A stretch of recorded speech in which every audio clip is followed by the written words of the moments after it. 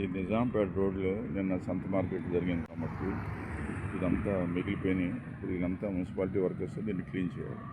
కానీ municipality workers ఎవరైతే నిజాంపేట మున్సిపాలిటీది ఎవరైతే వాళ్ళు టెంపరీ అంటే కాంట్రాక్ట్ బేసిస్ ఉన్నారో వాళ్ళకి జీతాలు ఈ రోజున వరకు జీతాలు రాలేదు. వాళ్ళకి తారీఖు 19 తారీఖున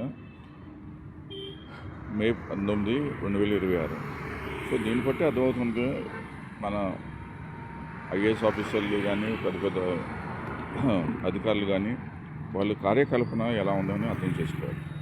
అసలు ఎవరైతే 19 తారీఖు దాకా జీతాలు ఓట్లట్లేదో కాంట్రాక్టర్ వాళ్ళని ఎందుకు పెట్టుకున్నారు? అసలు వాళ్ళు చెక్ చేస్తున్నారా?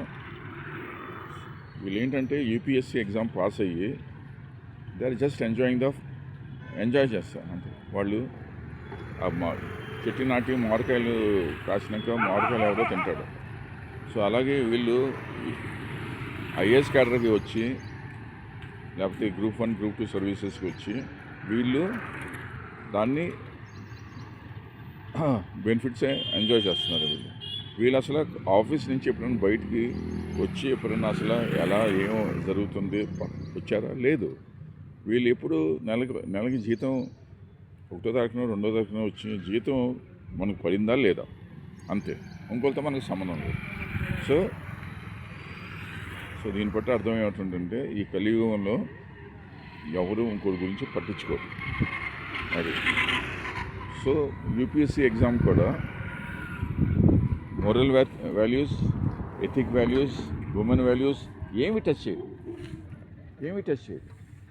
సో మన భారతదేశం ఈ రాజకీయ నాయకులు ప్లస్ వీళ్ళు పెద్ద పెద్ద అధికారులు వీళ్ళు లోపాలు ఉన్నమాట కాబట్టి మనం డెవలప్డ్ కంట్రీ అవ్వలేకపోయాం. అది లేకపోతే డెవలప్డ్ కంట్రీ అవడానికి పెద్ద కష్టం కాదు. వీళ్ళ లోపాలు ఉన్నమట్టి వీళ్ళలో మనం డెవలప్డ్ కంట్రీ అవ్వలేకపోతున్నాం. అది